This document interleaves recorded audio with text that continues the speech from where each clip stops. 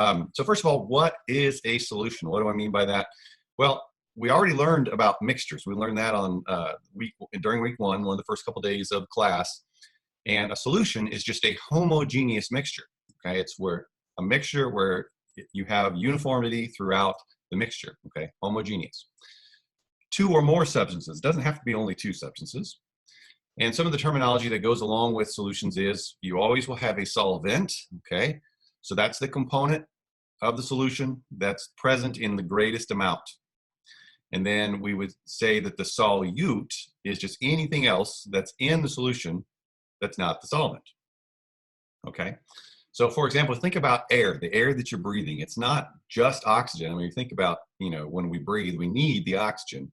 But that's not all that we are breathing. Air really is a solution. It is a mixture it's a uniform mixture of several gases, mostly nitrogen and oxygen. And the air that we're breathing is mostly nitrogen. So you could think of the solvent part of air as being the nitrogen, and the oxygen part, the part that we actually use for life, is oxygen would be considered a solute. And then there's of course some other trace gases in the atmosphere, like carbon dioxide and argon and other gases like that. Okay, so some of the terminology associated with solutions: the solvent and the solute, and the solution is a homogeneous mixture. Okay, so there's nothing saying that a solution can't have more than one solute. So think about salt water, like from the ocean. Okay, it has a lot of different solutes dissolved in it. Or think about any sort of like a beverage. Okay, Coke, right? Coca-Cola. It's got lots of different solutes in it. Some of the solutes provide the flavor. Some of the solutes provide the color. Some of the solutes provide the fizziness. So you can have lots of different solutes dissolved in your solvent. And as I already alluded to, a solution doesn't have to be something that's liquid-based. That's typically what we think of, like you dissolve something in water. And that's mostly what we're going to focus on in this course.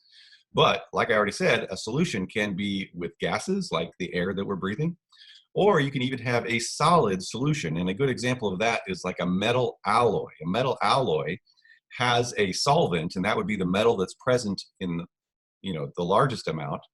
And so the one that's common is steel. You've heard of steel, like steel cans or steel beams or something like that. The base metal, the solvent in steel, is iron, but uniformly distributed throughout that iron is carbon. And so carbon would be the solute in that alloy we know to be, or we call, steel. Okay? All right, so but in this course and in chemistry, we typically deal with aqueous solutions, and that's where water is the solvent. And the way we designate that when we write things out is with AQ in parentheses, and the AQ stands for aqueous. Okay, it's an abbreviation for aqueous. So one way to designate the fact that we're going to put something in water in chemical reactions is like we show right here. We draw the reaction arrow, but then we put H2O above it. And that's just to represent that I have some product, or pardon me, I have some substance that I'm going to put into water. And then what's on the other side of the arrow, of course, would be what that substance forms when it does dissolve in the water. Okay, so for example, let's say that I put sodium chloride, table salt, into water. Well, what happens to it? Well, we know that this is an ionic compound, and it's soluble, so it breaks apart into its component ions. It breaks apart into sodium ions, aqueous, and that means that these ions are dissolved in the water, plus the chloride ion, aqueous. So again, this solid substance breaks apart into these component dissolved ions when you put it in water. So when it comes to solutions, one of the things that's important to know about the solution is the concentration of the solute. Okay, so the concentration, this cat has really good concentration, but that's not the kind of concentration we're talking about here. We're talking about the amount of solute in a particular solvent or solution. All right, that's what we mean by concentration in chemistry. Okay, and one of the units of concentration that we really focus on is this thing called molarity. Okay, it's a common unit of concentration in chemistry. So what is molarity? Well, molarity is defined as moles of solute per volume of solution, and usually that's in, well, for molarity, it must be in units of liters. So it's moles per liter. Moles of solute per liter of solution. That's the definition of molarity. Mole, mole, mole, mole, mole. All right, so it's relating the moles to the amount of a solution. All right, so just like we learned yesterday with stoichiometry or 2 days ago when we learned about the concept of moles, it was like, you know, something had a certain molar mass, which is a certain number of grams per mole. Well, with molarity, it's like a certain volume per mole or a certain number of moles per unit volume. So they're similar and they're used similarly. So if we just rearrange this equation, if the molarity equals moles per liter, then I can just multiply both sides by the number of liters, right? The volume. So multiply times volume, multiply times volume, and I isolate the number of moles. And so, which we're going to represent with a lowercase n, okay? So that number of moles we can say is equal to the volume in liters times the molarity. Because that's just, this equation right here is just rearranging this definition of molarity that we have up here. Okay, if we know the volume and we know the molarity, we can calculate the number of moles.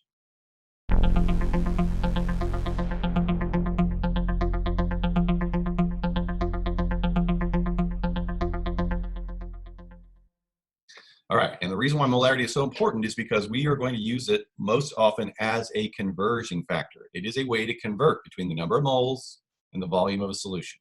Just like we use the molar mass as a way to convert between the grams of a substance and the moles of a substance, we're going to use molarity to convert between the moles of a substance and the volume of that solution, okay? So we're going to use molarity most often as a conversion factor. All right, so for example, what is the molarity of an aqueous solution prepared by adding 36.5 grams of barium chloride to enough water to make 750 milliliters of solution? Okay, so there's several things that we have to do in this particular problem. So first of all, one thing I need to know is I need to know what barium chloride is, right? I just given the name, but I need the formula for that. So barium chloride, remember barium is in group 2, so it likes to form +2 ions. So the correct formula for barium chloride is BaCl2.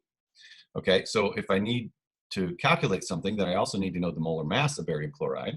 And so barium has an average atomic mass of 137.328, so it's 137.328. And then we're going to add that to 2 times the average atomic mass of chlorine, which is 35.453. Okay, so you do all that math, and I'll do that real quick. You can do it along with me if you want. So 137.328 plus 2 times 35.453, I get 208.234. So 208.234, and that's units of grams per mole. Okay. Okay, so now it says we're asked for what is the molarity. Well, remember that molarity, symbolized with a capital M, is moles, which we'll represent as a lowercase n divided by the volume in liters. So I'll just go ahead and put capital L for liters. So what I have here is a mass. So the first thing I need to do is I need to convert this mass into a number of moles. Okay, that's the first thing I want to do. So I'm going to start with that. So 36.5 grams of barium chloride, BaCl2.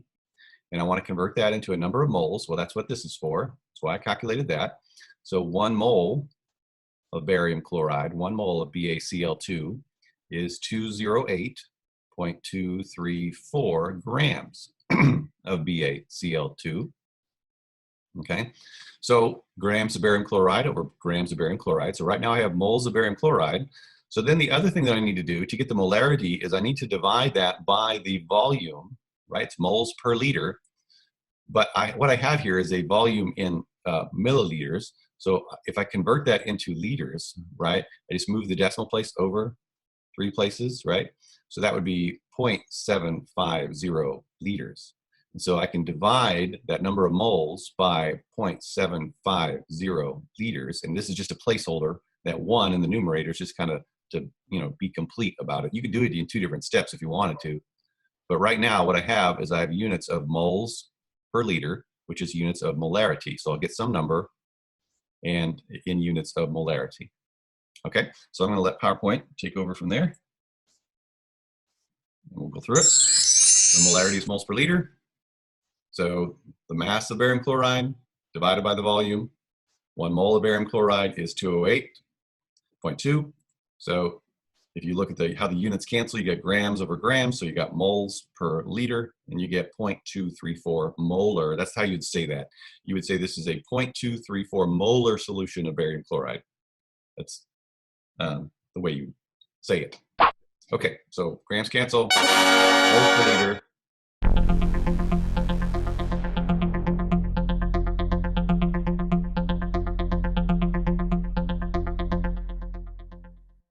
Molarity of 0.234.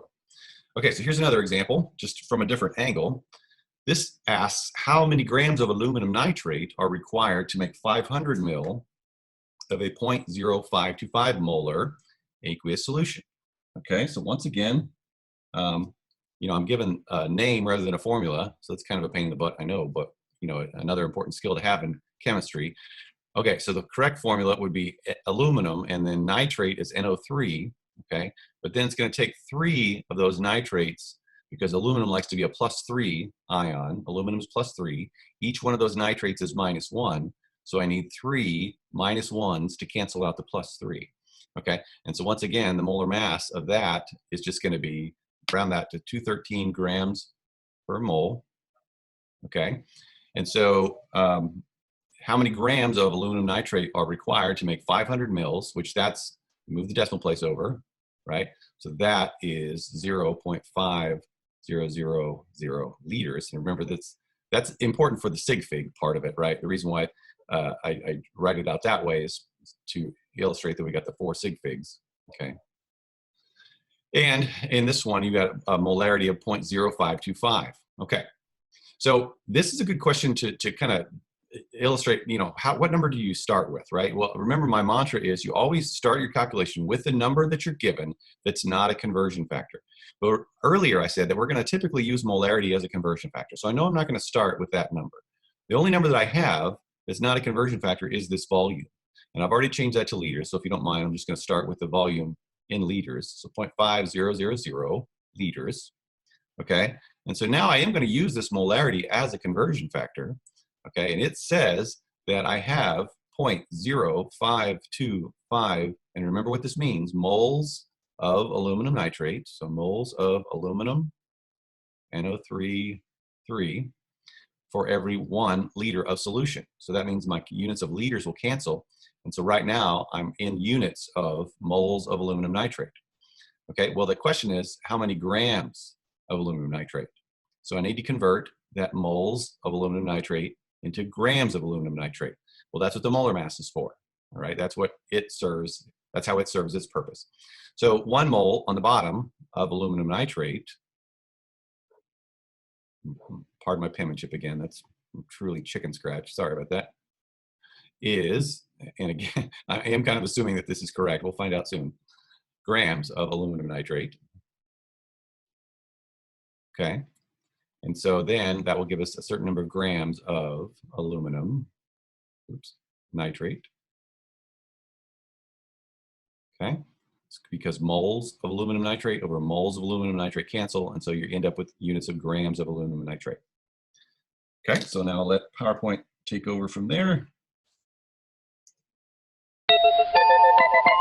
Good. Okay, so you start with the volume because it is the number that you're given that is not a conversion factor. You multiply that times the molarity to get the liters to cancel, to get the moles of the solute. Well, the question asks for how many grams of the solute, so that's where the molar mass comes in.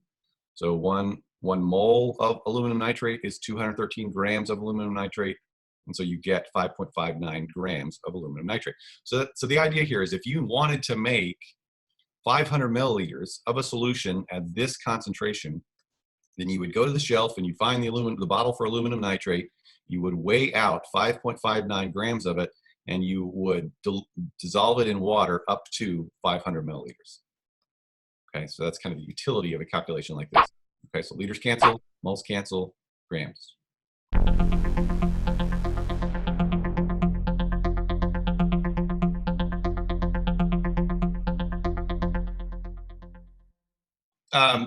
A notation thing. So when it comes to molarities, a lot of times the abbreviation or the symbolism uses brackets, okay? So brackets are often used to indicate the solution of a substance with units of molarity. And so an example of that would be something like this. So, you know, if they put a formula in brackets and then they give you a number, that would typically mean that's, you know, it means that this is a solute in aqueous solution with a concentration of some number with units of molarity. Okay. So if we have an ionic compound, there's a couple ways to represent the actual concentration, because remember that when you dissolve an ionic compound, those ions are independent. They just kind of float around in solution independently. And so you may see that solution represented as a concentration of the solute as a whole, or as a concentration of one of the component ions. So for ionic compounds, the concentration may be expressed for the formula unit as a whole, or for the component ion. So for example, calcium chloride, okay? So you could say that I have a 1 molar solution of calcium chloride, but remember that within calcium chloride, I've got 2 chloride ions, okay? Because when you dissolve calcium chloride in water, you get the calcium plus 2 ion, but then you get 2 chloride ions, okay?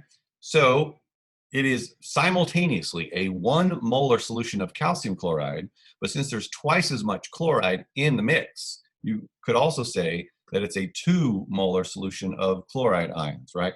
Because 1 mole per liter of calcium chloride, well, if you, according to this balanced chemical reaction equation, there are 2 moles of chloride ion for every 1 mole of calcium chloride that I've dissolved.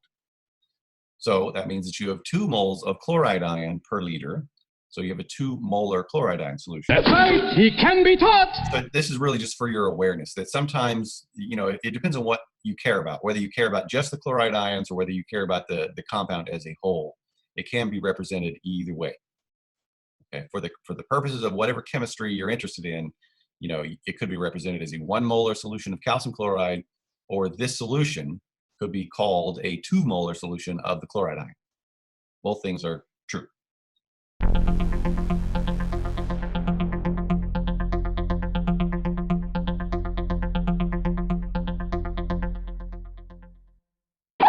Okay, so it turns out that, and I know that many of you are taking this class because you're the environmental health major. I know that it is a required class for environmental health major. Other units of concentration are used in that field. So if you're in the environmental or even, you know, some biomedical applications, you're going to see other units of concentration besides molarity. And that's because in those areas, the concentrations you would talk about or concerned about are very, very small. So they're going to use smaller units. So instead of molarity, you might see millimolar, okay, which is just 10 to the minus third molar, or you might even see micromolar, which is 10 to the minus sixth molar, okay, or sometimes you see them as part per million or part per billion, so ppm or ppb, okay. So part per million just means that it's sort of a mass-based relationship rather than a mole-based relationship. 1 gram of solute per every million grams of the mixture. Part per billion is 1 gram of solute per billion grams of the mixture. Now, in this course, I won't have you doing any calculations with part per million or part per billion. This is just really for your information. But conceivably, you could be asked a question about millimolar or micromolar, but that's just a prefix thing. It's nothing more than that. Okay. All right. So now that we know about units of concentration, molarity, we want to talk about how to calculate and how to do and calculate dilutions. Now, what do I mean by a dilution? So, you know, you're familiar with the word dilute. To dilute something is to make it, you know, weaker, right? So we do that a lot in chemistry, particularly in the laboratory. So when you do that, you usually start with something that we call a stock solution. A stock solution is just a concentrated solution that we use to prepare solutions of lower concentration, okay? That's what we mean by a stock solution. And so, for example, household cleaners, right? A lot of times household cleaners are sold in a more concentrated form, and you're supposed to take like a bottle cap of it and dilute it into a bucket of water or something like that. So it's something that I think most people are familiar with, the idea of diluting a concentrated solution into something weaker. In chemistry, we would just call the starting solution a stock solution because it's more concentrated. Okay? So dilution is just the process of lowering the concentration of a solution. And how do you do that? Well, you add more solvent. So, like the household cleaner example, I take a bottle cap of the household cleaner, and what do I do with it?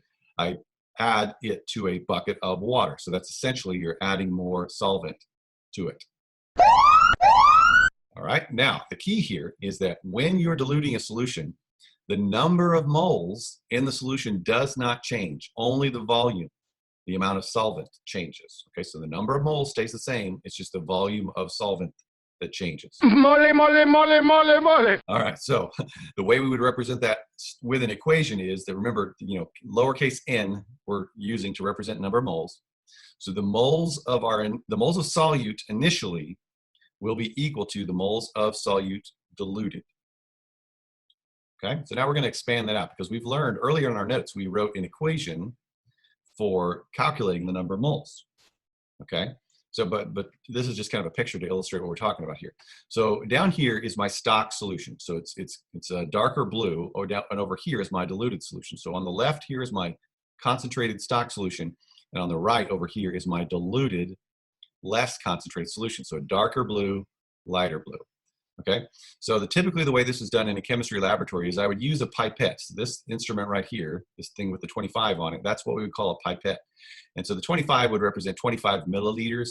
And so these are used because they can very accurately measure out 25 milliliters. Or you could have a 10 mil pipette or a 5 mil pipette. It's just, they're standardized to measure a very accurate volume.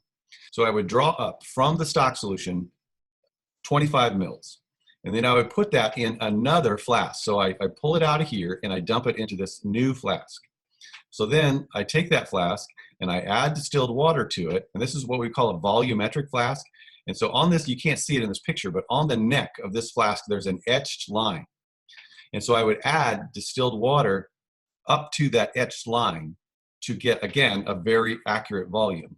And so then I take what was 25 mils and I add solvent up to a certain known volume, usually in this case probably 100 mils, who knows, but it's some known volume.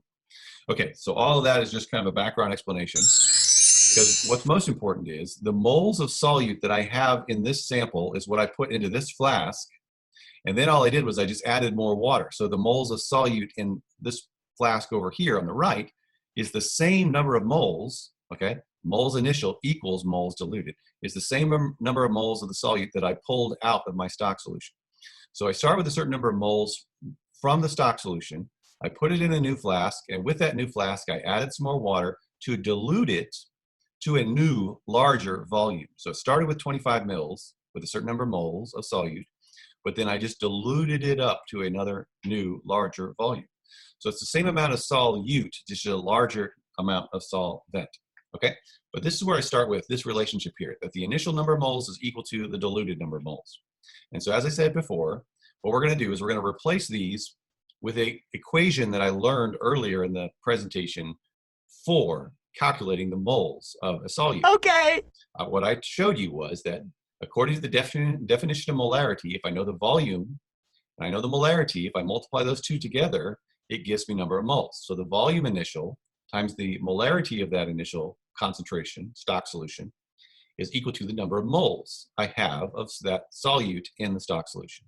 Well, the same thing is true over here on the right side. It's just that it has a different volume and so they're in a different concentration, okay? So the volume of the diluted solution times the molarity of the diluted solution equals that number of moles of the diluted solution. Well, since those two are equal to each other, I can take out the middleman here. How you doing? Parts together, which leads me to this very important new equation. Okay, so, and this is the way that it's written on your equation sheet. This is the equation that you will always use when you're doing dilution calculations. M1V1 equals M2V2. Or you could think about it this way. The molarity initial times the volume initial equals the molarity diluted times the volume diluted. Or the molarity of the stock solution times the volume of the stock solution equals the molarity of the diluted solution times the volume of the diluted solution. Okay, so all of that work, all that talk is really meant to just show you the derivation of this equation right here, this equation that we're going to use in dilution calculations. Okay, all right, so let me just do an example of one of those. So this problem says the hydrochloric acid is sold as a 12 molar stock solution. What volume of stock solution is required to make 500 mils of a 0.145 molar HCl solution? So you get the idea here is that we're going to take some of this 12 molar stock solution, and we don't know how much. That's the question. How much are we going to take out? And we're going to dilute it up to 500 mils to make a 0.145 molar HCl solution. So it was a 12 molar, but we're going to take some out and we're going to dilute it up to 500 mils so that it results in a 0.145 molar HCl solution. And so the question is, what volume? So we want to figure out the milliliters that we want to pull out.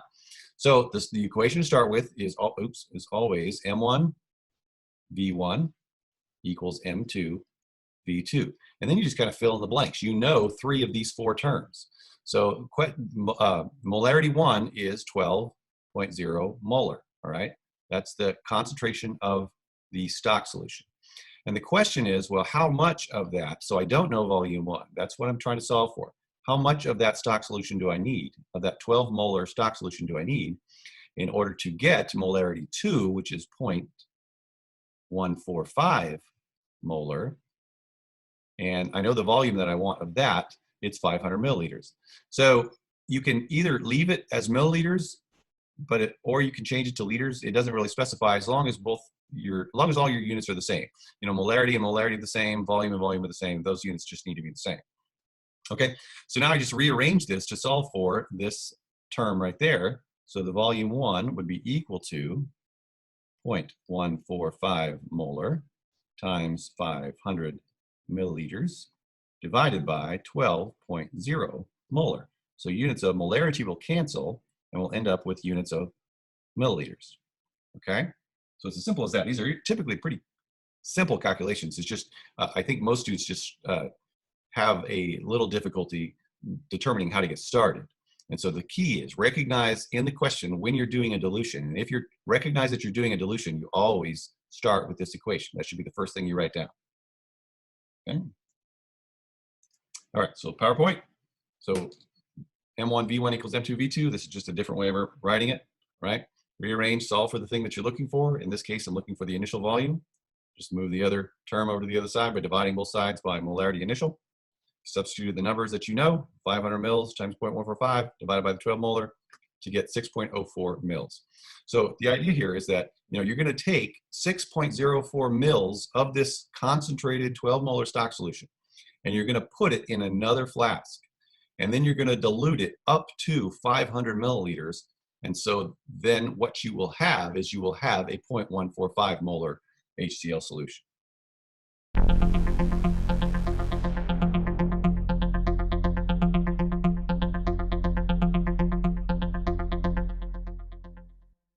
Okay, here's another example. So it says 18 mils of 0.25 molar solution of sodium chloride is diluted to 1 liter. Then what is the new concentration of sodium chloride? So once again, you can just start with M1 V1 equals M2 V2 and just substitute in the terms that you know. So the initial concentration, the molarity 1 is 0.250. So 0.250 molar is molarity 1. And it says 18 mils of that. So 18.0 mils. Okay. What is the new concentration? So I don't know molarity 2. That's what I'm going to solve for. But what I did was I diluted that up to 1 liter. So I diluted that up to 1 liter, which is, oops, let me just write that in milliliters. So 1,000 milliliters, just to keep the units the same, because I'm going to want them to cancel, right? I need milliliters over milliliters. So that new molarity, molarity 2, is going to be equal to 0.250 molar times 18.0 milliliters divided by 1,000 milliliters. So milliliters over milliliter cancel, and I get my answer in units of molarity. Okay. All right, so M1 V1 equals M2 V2. Substitute in what you know to figure out what you need to find. You need to find that molarity 2. And then if you just do the rearranging and solving, you get 0.0045 molar. So again, if you did this, if you took 0.25 molar solution of sodium chloride and you took 18 mils of it and you diluted that up to 1 liter with just pure water, distilled water, then the resulting solution would have a concentration of 0.0045 molar.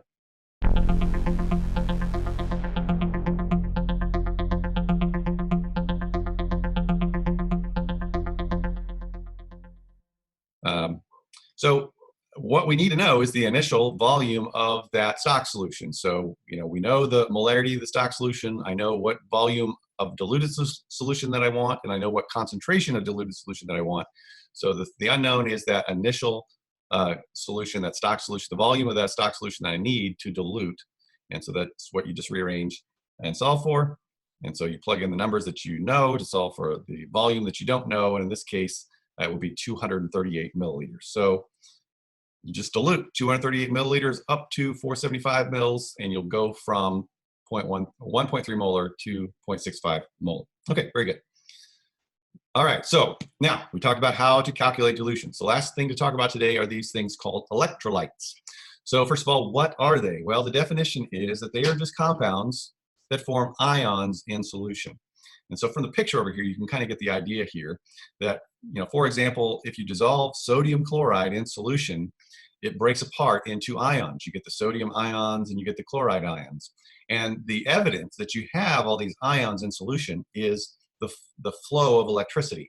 And so that's why this light bulb is illuminated, because in the solution, I have these ions which can carry the electrons and therefore complete the circuit and therefore allow the light bulb to illuminate. All we want to do is pump you up.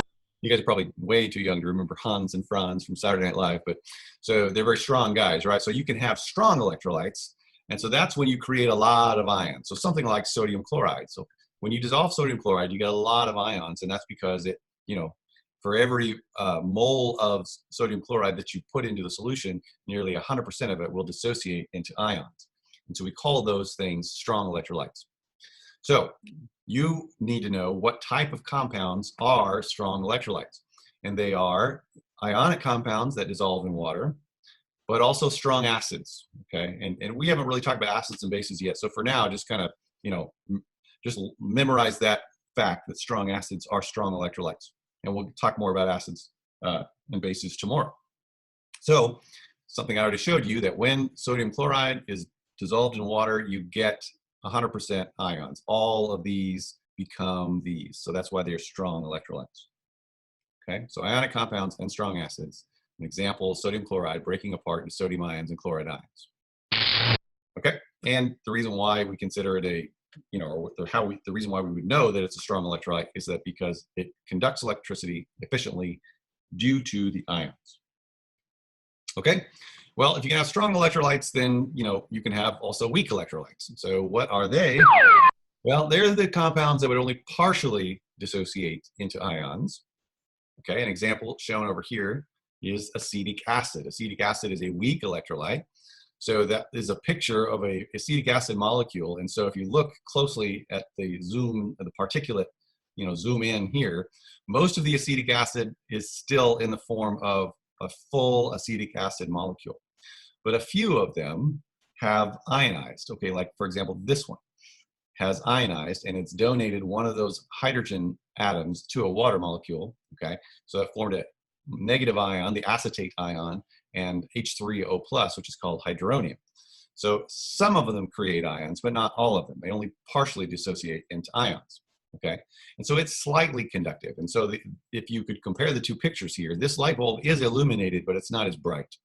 Okay, it's not as bright as with the sodium chloride solution. Slightly conductive. Okay, so what type of compounds what type of compounds are weak electrolytes? Well, weak acids and weak bases are weak electrolytes. So again, we'll explain that more tomorrow when we talk a little bit more in depth about acids and bases, but acids and bases can be classified as strong acid or weak acid, strong base, weak base. And so if you have something that classifies as a weak acid, it's also going to be a weak electrolyte. Same thing for a weak base. Okay, so for example, let's say that we have ammonia, NH3. It is a weak base. So the major reaction that occurs, if I put ammonia in water, the major thing that occurs is that it just stays ammonia. It's just that it's dissolved. So let's say that ammonia, naturally, if I had pure ammonia, it's a gas.